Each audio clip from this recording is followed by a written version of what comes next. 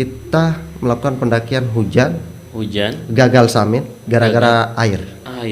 Sangat tidak bisa dikatakan sudah saking indahnya luar biasa.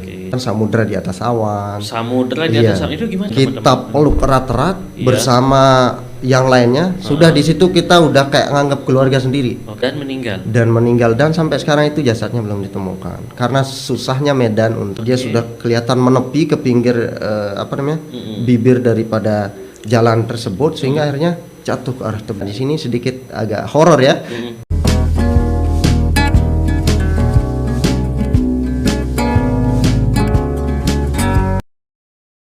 Assalamualaikum warahmatullahi wabarakatuh. Halo YouTube, selamat datang di channel saya di Wira Podcast. Ngobrol santai tanpa beban. Dan di episode kali ini kita akan berbicara tentang tantangan yang luar biasa ya, tantangan alam. Jadi ada orang-orang yang memang sangat dekat sekali dengan alam. Jadi orang-orang yang memang betul-betul sangat dekat dengan alam ya. Kita akan bicara tentang pendakian di Gunung Rinjani. Dan tentu saya sudah ada sahabat saya, teman saya, dia adalah Bro Ding. Halo Bang Wira. Halo Bro Ding, bagaimana kabar? Alhamdulillah sehat ya. Sehat. Kabarnya baru selesai muncak juga kemarin ya? Iya, kemarin bulan lalu sih itu. Bulan lalu. Bulan lalu. Oke, jadi di episode kali ini kita akan bicara ini sahabat saya ini namanya Ding, atau biasa saya panggil Bro Ding ya. Jadi dia ini banyak sekali pengalamannya turun naik Gunung Rinjani. Pokoknya sudah hafal betul ya Gunung Rinjani dan juga bagaimana pengalaman ingin sana, dan tentunya semoga kita bisa mengambil inspirasi yang banyak dari sahabat saya ini. Jadi Bro Ding, pertanyaan pertama saya adalah dadak degan nih guys. Kenapa naik gunung gitu ya? Kenapa kok hobinya itu kan menantang sekali? Kenapa sih filosofinya untuk naik gunung itu apa? Oke, jadi gini, waktu awal naik itu pada tahun 2014 ya Bang. 2014 kali. Dan itu kita belum kenal yang namanya legal gitu waktu itu. Jadi kita naik pada waktu itu melewati jalur yang diresmikan sekarang, namanya jalur Torean. Itu jalur yang sangat landai lah untuk para pendaki.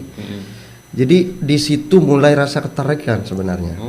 Itu pertama penasaran. Tentu penasaran. Bagaimana sih naik gunung ini gitu ya. Terus juga kita lihat, pakai keril kok enak sekali dilihat. Kelihatannya keren, cool banget ya, gitu kan. Betul. Akhirnya mulailah di situ saya naik mulai dari yang rendah kan. Dan di situ mulai tertarik, senang tentang naik gunung ini gitu. Itu sih Bang Wira. Awalnya belajar dulu kah atau ngelihat teman atau memang udah langsung aja nih ke Sembalun, ke naik Gunung Rinjani gitu?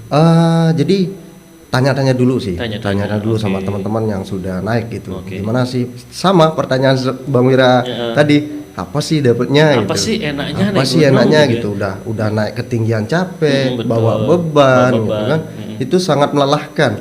Tapi akhirnya lewat penasaran itu dan mencoba untuk naik, ternyata ada suatu hal yang tidak bisa kita bayangkan. Keindahan ya. Itu yang paling utama, keindahan. Kita lupakan dulu rasa capeknya. Tapi keindahan alam itu yang membuat pertama kita tenang.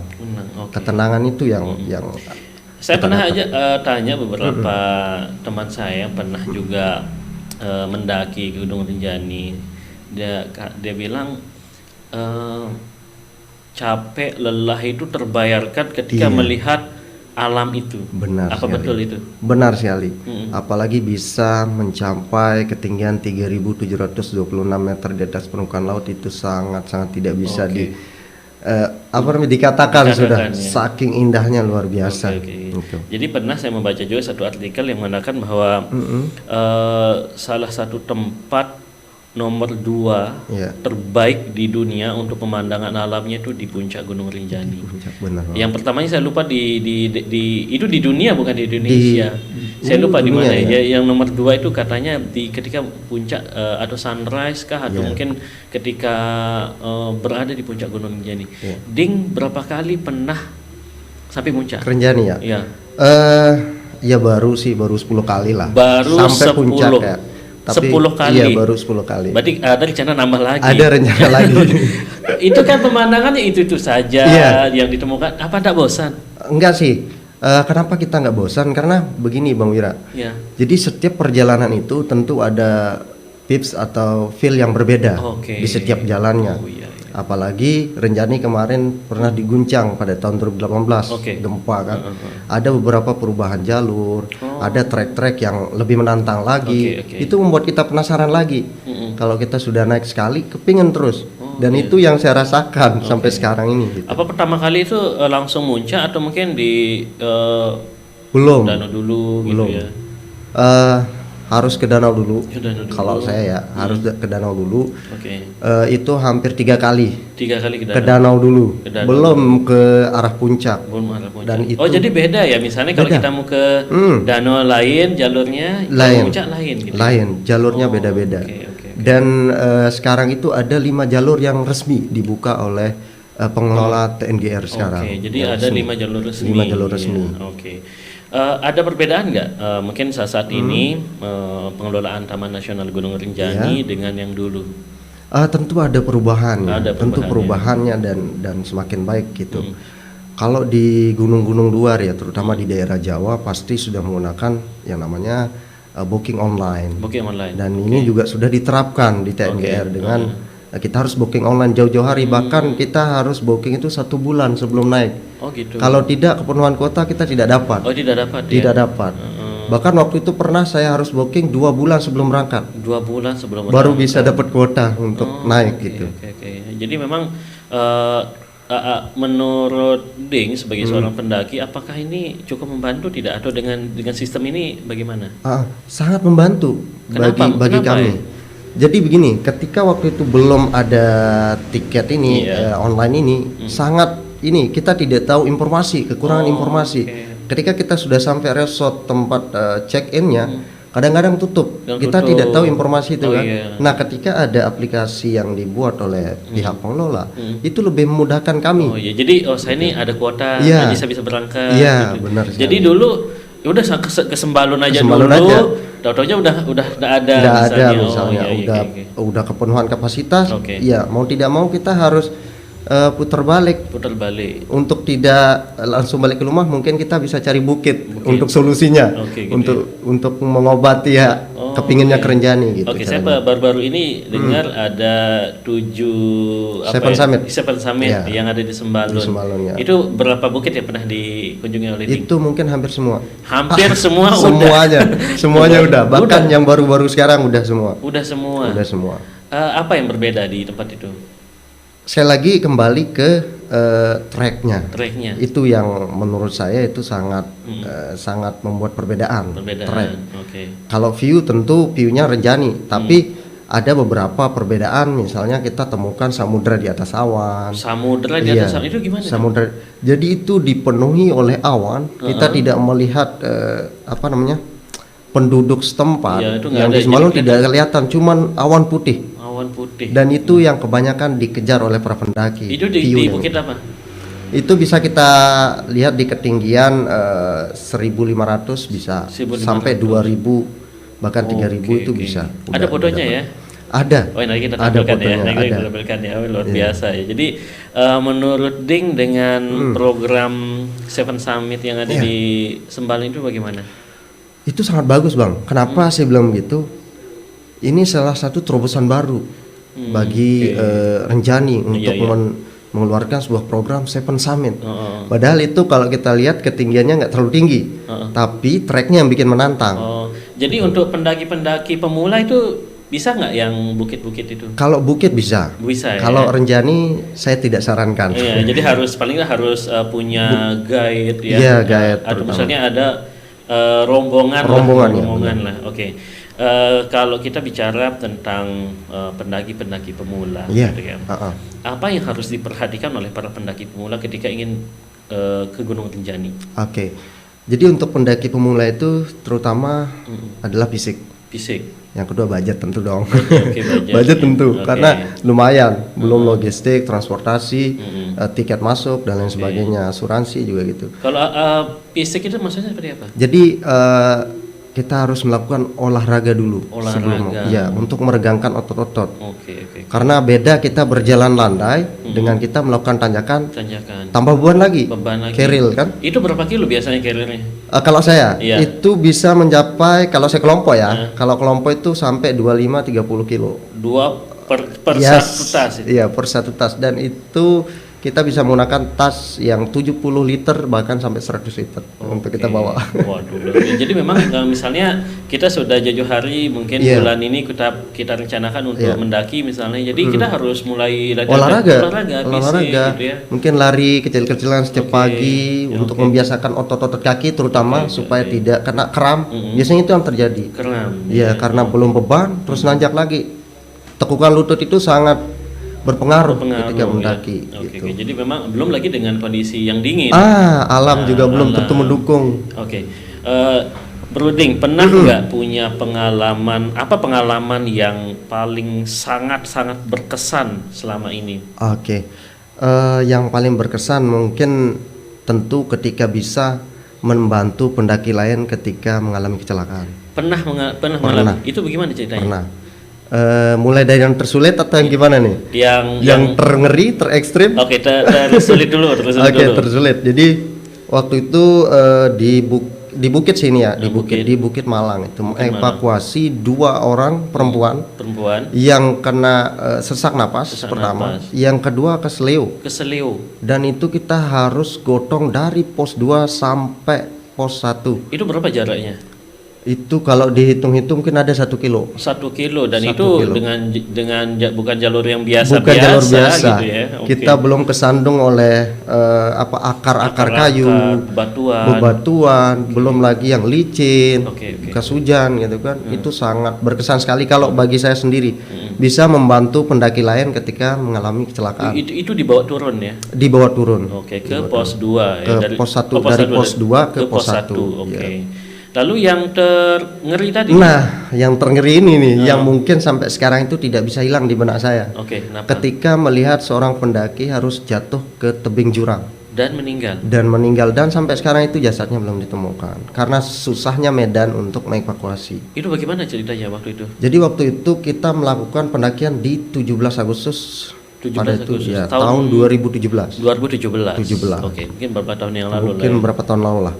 Dan itu saya melihat dengan kepala mata saya sendiri kita melakukan turun dari Renjani, puncaknya ke bawah. Itu ketika turun? Iya, ketika turun summit. Turun summit. Nah, disitulah dia mungkin kelelahan atau bagaimana sehingga tidak melihat jalan. Dia sudah kelihatan menepi ke pinggir bibir daripada jalan tersebut sehingga akhirnya jatuh ke arah tebing.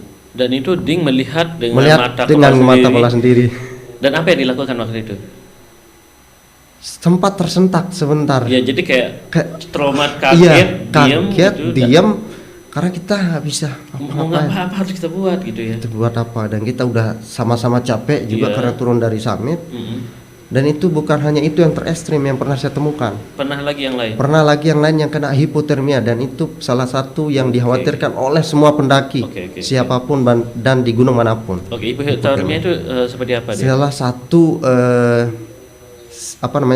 kedinginan yang berlebihan yang diakibatkan oleh cuaca ekstrim yang terjadi, entah itu angin kencang, badai, dan juga minus ya, itu cuaca yang dingin sekali. Itu ketika itu apa yang dilakukan waktu melihat atau ketemu dengan orang itu? Bantuannya seperti apa? Nah, jadi ketika kita summit itu makanya kita dilarang untuk sampai tertidur di tengah perjalanan. Nggak apa-apa untuk break, tapi lanjut lagi jalan untuk badan ini tetap panas. Sehingga tidak mengakibatkan hipotermia. Sehingga apa yang kita lakukan ketika sudah terlihat nih gejalanya, wah kena hipo nih. Makanya kita harus bagaimanapun caranya supaya dia hangat si orang ini yang kena hipo ini. Jadi apa yang Ding lakukan dengan teman-teman? Kita peluk erat-erat bersama yang lainnya. Sudah di situ kita udah kayak nganggap keluarga sendiri. Kalau di padahal itu kenal tidak? Tidak kenal sama sekali. Tidak kenal sama sekali. Tapi di situ atas nama kemanusiaan. Kita sama-sama melakukan pendakian. Jadi yang kita lakukan itu ketika tidak misal ada kain, bahkan ada yang sampai buka jaket, pokoknya sampai hingga dia hangat lagi sehingga darahnya bisa ngalir. Iya, betul. Gitu, itu yang kita lakukan. Dan itu berhasil waktu itu ya. Dan itu berhasil. Kalau Ding sendiri pernah tidak mengalami hipotermia? Itu pernah, tapi ini tangan kiri saya yang sebelah. Jadi kayak mati rasa. Iya, mati rasa. Nggak ada. Dan keras, tidak bisa dikepal, tidak bisa. Keras sebelah. Jadi kayak apa ya? Kayak aliran darah kita mampet. Tidak lancar. Dan apa yang dilakukan waktu itu? Nah, waktu itu mungkin agak ekstrim yang saya lakukan ya. Saya ingat waktu itu saya bawa kompor. Dan gasnya juga karena saya suka kebiasaan. Kalau summit itu saya bawa kompor. Biasanya bikin kopi di atas untuk menghangatkan badan. Itu yang saya lakukan. Saya nyalakan kompor. Saya coba hangatkan dengan itu, dan itu cukup lama, mungkin hampir setengah jam gitu saya harus bisa ini supaya bisa digerakkan lagi tangan saya, tangan kiri ini gitu. Luar biasa ya. Jadi memang sekali lagi ini tantangan fisik yang luar biasa ketika kita ingin mendaki ya. Jadi memang kita harus prepare yang luar biasa. Oke. Jadi apa saran dari Ding untuk teman-teman yang ingin mendaki? Kalau saran saya sih sebelum ke Rinjani ya, tadi olahraga dulu pertama, siapin budget juga. Kenapa budget? Karena wisata gunung ini bagi saya itu suatu hal yang sangat mahal untuk wisata gunung ini. Belum dari transportasi kita, persiapan logistik, alat sangat mahal sekali, Bang Wira. Kalau kita hitung dari carrier saja itu udah mahal sekali, 500 ke atas. Rata-rata tas biasanya berapa? Tas carrier itu berapa? Tas carrier itu banter di sekitaran harga 400 ke atas. Itu dari yang biasa sampai yang bagus. Bahkan 4 juta ada. 4 juta ada. Kalau jaket-jaket yang semacam dipakai ini? Kalau ini saya lebih yang murah-murah saja. Yang harga-harga 250 ya. Kalau ya misalnya sepatu atau yang lebih ini lagi di 300. Nggak bisa pakai sepatu biasa. Aduh gitu? Jangan. Dan itu sering. Nah ini buruknya kita ya. Sekali lagi bagi teman-teman abang-abang dan mbak-mbak di Lombok kita ini, kalau mendaki ke bukit itu tolonglah jangan pakai sepatu futsal. Aduh itu sangat berbahaya sekali. Kadang pakai sendal juga. Ada yang pakai sendal. Ada juga yang pakai sendal. Jadi memang apa ya, harus betul. Itu kan aneh mungkin ya, sangat aneh. Jadi ya kita harus siap dengan segala sesuatu gitu di sana ya. Belum itu baru nampak di luar. Kalau isi tas itu biasanya apa aja? Itu kebiasaan kita paling mie tentu yang paling umum untuk pendaki itu apa biasanya? Umum pasti mie adalah makanan favorit bagi para pendaki, mie instan. Terus yang kedua tentu pasti ada bawaan roti-roti basah, roti kering. Tapi yang paling penting di sana yang harus ada adalah air minum. Air minum. Itu di gunung ada mata air kah atau apa? Ada di beberapa. Tidak semua tempat, terutama di Bukit juga. Di Rinjani juga ada, di pos 2 ada. Pos 2 ada. Itu mata air ya? Mata air langsung. Jadi bisa diminum ya? Langsung diminum. Oke, luar biasa. Di Pelawangan juga ada. Itu tapi agak jauh sekarang karena diakibatkan oleh gempa kemarin. Jadi untuk ngambil air ke sumber airnya di sana cukup jauh. Oke, ya. Jadi ya luar biasa ya. Menurut Ding sendiri, faktor lain yang membuat terjadi insiden para pendaki itu apa? Tadi seperti Bang Wira katakan, kurangnya persiapan tadi. Itu harus memang harus betul-betul disiapkan. Jangan sampai nanti ketika kita sudah melakukan pendakian, itu malah membawa petaka bagi kita sendiri. Karena tujuan kita mendaki itu bukan puncaknya, tapi tujuan kita adalah pulang dengan selamat ke rumah. Itu yang paling utama. Oke. Jadi bagi Anda tentunya yang ingin memang mencoba mendaki, itu harus betul-betul prepare di sana. Kalau Ding sendiri itu berapa hari biasanya? Kalau untuk bukit, kalau saya melakukan untuk pendakian bukit itu 1 minggu saya harus olahraga dulu. Bahkan 2 minggu saya harus olahraga dulu. Kalau Rinjani itu bisa 3 minggu bahkan sampai 1 bulan. Itu persiapan fisik dulu. Kalau nginapnya atau selama di Gunung Rinjani itu berapa lama durasinya? Nah, yang sekarang kalau kemarin pas waktu awal dibuka itu diterapkan 2 hari 1 malam. 2 hari 1 malam. Iya. Itu dari pengelola itu dari pengelola. Dan itu di seluruh gunung yang ada di Indonesia juga. Itu yang diterapkan. Oke. Jadi 2 hari 1 malam. Okay. Nah sekarang sudah ditambah lagi estimasi waktunya menjadi 3 hari 2 malam. 3 hari 2 malam. Itu suasana malam di gunung seperti apa sih, Ding? Nah itu lagi yang menambah feel kita. Suara alam yang tidak bisa kita rasakan di rumah maupun di kota itu sangat jauh sekali beda. Kenapa? Sehingga orang-orang senang ke gunung, itu juga bisa menjadi tempat meditasi untuk menenangkan diri, relaksasi diri. Itu sangat membuat batin kita tenang, pikiran kita fresh gitu. Jadi tadi kalau bicara tentang budget kan, ada budget besar yang harus kita keluarkan, carrier yang banyak isinya. Itu makan pokok kan, ada mie, belum lagi lo mau camilan kan, belum snack, snack. Belum kan bisa dibantu dengan makanan di alam. Yang membantu naik porter. Oh porter, ya. Kenapa nggak pakai porter aja? Nah kalau saya pribadi lebih enak gitu, kecuali mungkin yang berkelompok itu bisa. Kalau yang solo hiking istilahnya yang jalan sendiri itu mungkin bisa bawa carrier sendiri. Kalau yang berkelompok mungkin bisa pakai porter, tapi itu lumayan juga untuk kita bayarnya. Bayarnya mahal. Bayarnya lumayan 250 kalau Perenjani porternya. Satu porter 250. Itu per hari atau hitungannya per hari? Per hari 250. 250. Dan itu dia yang bawa semua gitu ya? Enggak, jadi ada batas maksimum juga untuk para porter. Itu tidak boleh melebihi kapasitas kekuatan manusia. Itu hanya sampai 25 kg yang harus dipikul oleh si porter, tidak boleh lebih. Bisa nggak begini, misalnya seperti contoh saya nih, yang belum pernah saya sampai, baru sampai separuh lah.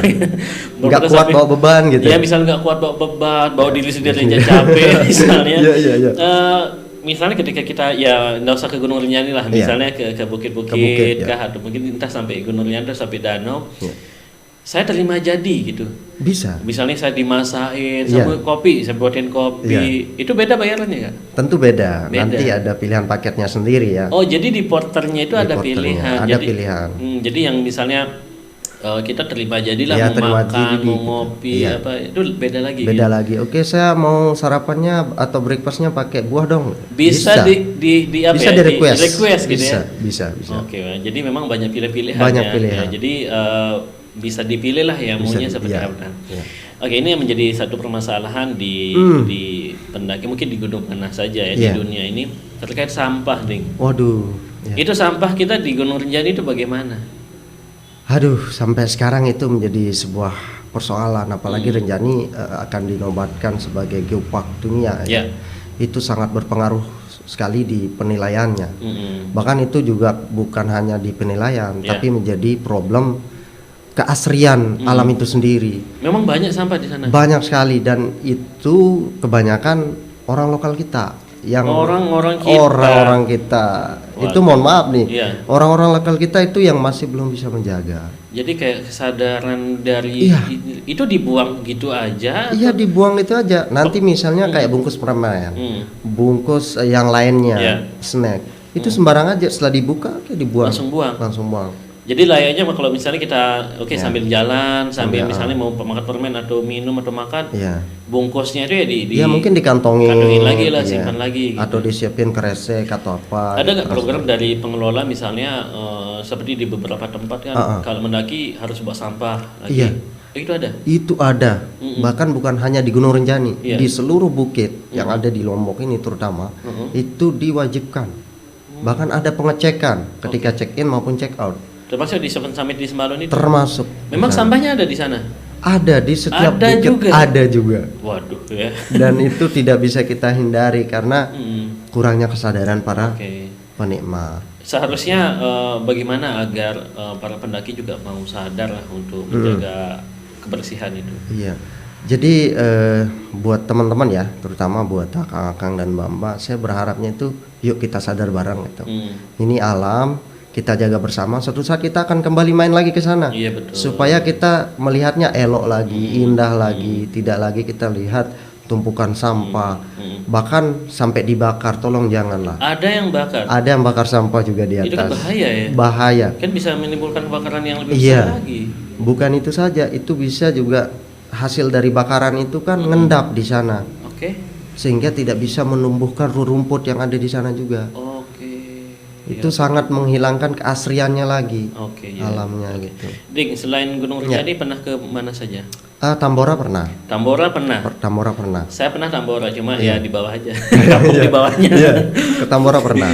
Oke. Saya Tambora itu ya sampai di bawah, sampai di perkampungan ya di Calabai. Iya. Calabai Kadidi Pancasila saya pernah Pancasila, sampai di situ, tapi sampai atas belum pernah. Belum pernah. Itu bagaimana di Tambora? Nah, itu lebih menarik lagi bagi saya. Apa yang menarik di sana? Jadi waktu itu saya hanya punya satu sahabat di Dompu ya.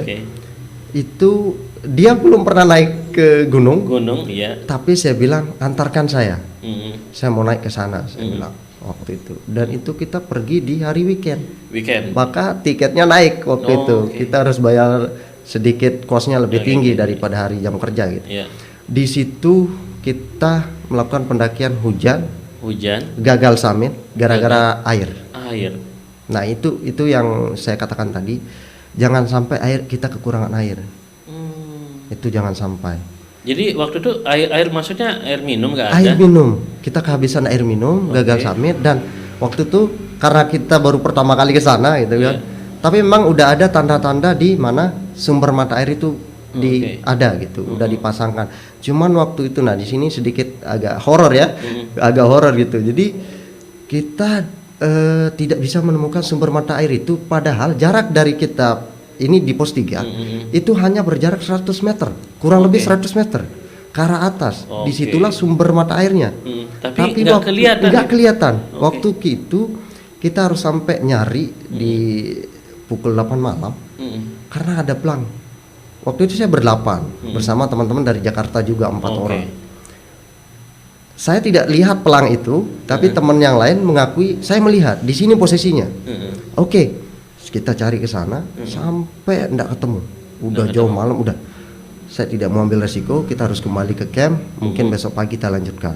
Makanya malam itu kita gagal summit. Dan akhirnya saya masih ragu nih, di mana, saya penasaran. Mata air itu. Mata air ini dengan sumber pelangnya itu. Saya cari sendirian, lari-lari. Tidak ketemu juga. Tidak kunjung ketemu. Akhirnya kita balik lagi ke tempat kemarin. Di mana sumber mata airnya. Kita cari ke bawah. Ternyata kita harus balik ke pos 1. Pos 1 jauh. Dan itu jaraknya saya jalan 6 pagi, baliknya 10 pagi. 10 pagi lagi. Harus turun naik. Waduh. Berapa jam itu? Iya, untuk dapat air. Untuk dapat air. Jadi akhirnya sampai saya di pos 3 di area camp, saya cari lagi sendiri. Saya coba ke atas dan ternyata ketemu. Waduh, ini dia nih yang ngejailin saya ini nih sumber mata air. Akhirnya ketemu. Dan akhirnya saya bilang sama kawan-kawan, permasalahan air kita sudah kelar. Saya sudah dapatkan ini 1 botol, kita sudah lakukan. Saya tahu sumber mata airnya. Tenang, malam ini kita melakukan perjalanan summit. Akhirnya kita prepare semua. Kita hitung logistik berapa yang masih. Setelah kita hitung cukup untuk kita kembali juga. Akhirnya kita alhamdulillah melakukan pendakian pada malam itu. Dan di situ ada juga yang namanya pos kuburan. Pos kuburan? Saya bingung juga waktu itu loh. Memang ada kuburan di sana? Jadi semacam plakat yang ditaruh di sana karena ada itu kalau nggak salah itu tahun 1900-an. Ada orang hilang di sana sehingga dibuatkanlah plakat sebagai tanda bahwa dulu ada orang hilang di sini. Di situ. Mungkin itu juga menjadi membuat kita juga hati-hati gitu, hati-hati. Itu sempat terpikir dari pos 3 saya jalan nanti ketemu pos kuburan di pos 5. Waduh, jangan sampai ada batu nisan banyak nih gitu kan. Luar biasa ya. Ding, ada juga semacam mitos di masyarakat kita gitu ya. Misalnya ketika kita melakukan pendakian gitu kan, kadang ada yang mengaku mengalami hal-hal di luar nalar ya. Maksudnya misalnya ketemu dengan jin ketemu dengan ini benar nggak gitu? Benar apa enggaknya itu kan kembali ke masing-masing. Kalau yang ini ya Saya pun sering mengalami itu. Pernah. Itu pengalamannya bagaimana itu? Orang kesurupan pernah. Kesurupan. Iya, banyak sering saya temukan itu. Bukan hanya di gunung. Camping di pantai pun sering saya temukan. Kalau itu bagi saya itu kembali ke kepercayaan masing-masing. Kalau memang percaya silahkan. Tapi di sini yang saya harapkan kemanapun kita, sikap etika itu perlu kita jaga. Jangan hanya kita bertamu ke rumah orang, kita minta izin, tapi kita ini ke alam, bukan hanya kita saja kan. Ada tumbuhan, ada binatang, dan bisa jadi mungkin ada di luar manusia juga, dan gitu ada di luar manusia juga. Gitu ya. Itu yang perlu kita mungkin permisi. Katanya ada juga pernah misalnya ketika malam hari itu mendengar suara-suara, ada nih. Kalau Dik pernah nggak punya pengalaman yang horor gitu? Sangat sering sekali. Sangat sering ya. Sangat sering. Itu nggak takut apa harus lari atau gimana? Ya enggak, karena yang pertama tentu kita punya keyakinan dong. Punya keyakinan dan doa sajalah. Iya, gitu doa sajalah gitu, dan juga saya tidak pernah merasa mengganggu gitu kan. Saya di sini hanya berlibur, menikmati ciptaan Tuhan, untuk menikmati keindahan alamnya, udah gitu selesai. Jadi ya sudah, kita karena merasa nggak ngapa-ngapain. Nggak ngapa-ngapain. Nah, kalau ada orang yang memang berbuat yang nggak baik nih, ya kan, ini kan menjadi rahasia umum para pendaki juga. Benar. Misalnya yang mendaki dengan pasangan, kalau pasangan sah oke lah, nggak apa-apa, terserah dia gitu ya. Ini kalau pasangannya nggak atau misalnya bagaimana, memang ada nggak ya memang seperti itu yang berbuat nggak seperti itu? Bahkan bukan hanya di Renjani saja ya, di semua gunung di Indonesia mungkin. Ada oknum-oknum pendaki yang begitu. Bahkan bukan hanya asusila, mohon maaf kami katakan asusila. Tapi yang lain juga merusak alam juga. Ada yang merusak alam. Nebang pohon sembarangan. Ada yang nebang pohon. Ada. Buat apa alasannya ya? Alasannya itu bikin untuk api unggun supaya hangat. Tapi ini kan enggak dibenarkan itu. Ya mungkin bisa jangan pakai yang masih tumbuh mungkin ya. Itu kan ada ranting-ranting yang jatuh yang udah kering ya kan. Dan itu perlu diperhatikan Bang. Itu bisa kita didenda sampai 500 juta. 500 juta kalau nebang pohon. Kalau ketemu. Iya, misal ketemu nih, ya kan. Oh, memang ada sanksinya ya. Ada sanksi. Misalnya bisa nggak kita misalnya ada pendaki juga yang melakukan yang nggak atau nebang pohon atau buang sampah. Kalau kita tegur bagaimana mereka? Kadang ada respon yang baik, ada juga respon yang nggak baik, nggak mau gitu, cuek aja gitu ya. Lah, saya kan bayar ke sini, terserah saya dong. Gitu. Ada juga yang seperti itu. Tapi kalau yang nerima baik, makasih Bang, makasih udah dikasih tahu. Iya. Jadi memang harusnya memang kembali ke personal masing-masing. Jadi kalau kita memang mau ke alam sana, kita jaga alam itu. Jangan sampai nanti anak keturunan kita nggak bisa nikmatin. Nggak bisa nikmatin itu. Oke. Ini luar biasa Ding ya. Mungkin terakhir. Apa yang ingin Ding sampaikan di tempat ini untuk masyarakat kita atau mungkin untuk para pendaki yang lain? Simpel saja sih Bang. Kalau dari saya mungkin ada beberapa. Pertama, tolong jaga alam kita. Betul. Dengan sama-sama melestarikan. Entah itu mungkin dengan kegiatan-kegiatan menanam pohon, itu sangat penting. Bukan hanya melestarikan alam, tapi juga kita menyediakan oksigen. Menyediakan oksigen. Iya, menyediakan oksigen untuk diri kita sendiri dan mungkin bisa bercocok tanam di rumah juga, itu sangat penting. Yang kedua, ketika ingin mendaki, tolong membuat persiapan yang matang. Jangan sampai hanya saya siap mendaki. Jangan, itu sangat fatal nanti kejadiannya. Dan saya berharap stakeholder wisata, mari kita bangkitkan wisata kita lagi, terutama di NTB ini, secara NTB gitu.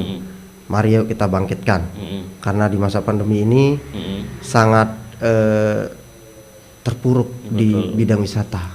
Karena matinya wisata, tidak ada yang mau lagi kan dengan ini. Tapi bagaimana sekarang kita melakukan gerakan-gerakan baru supaya masyarakat berwisata dengan prokes yang ada. Betul sekali. Gitu. Tetap menjaga protokol kesehatan. Dan mungkin satu juga ya, mungkin buat teman-teman nih yang mau cari alat gitu, buat butuh alat. Oh iya betul. Satu ya saya lupa Dik. Nah kalau misalnya nih ya kan cari alternatif lah.